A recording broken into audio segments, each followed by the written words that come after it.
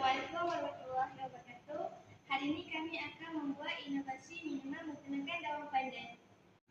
Daun pandan ini bertujuan untuk meredakan tekanan darah tinggi dan untuk meningkatkan penghadaman dalam badan. Bahan-bahan yang diperlukan ialah air, gula pasir dan pandan. Contoh pertama, kita hendaklah membasuh daun pandan bagi menghilangkan kotoran.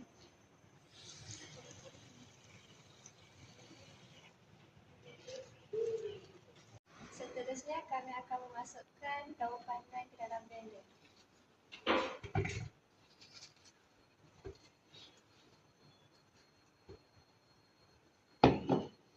Dan pula saya akan masukkan 300 ml air ke dalam.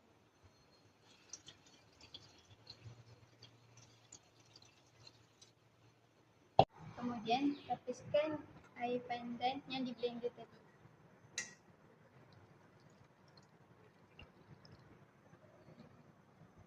Kemudian masukkan daun air pandan yang telah ditapis. Setelah itu masukkan gula ke dalam pandan.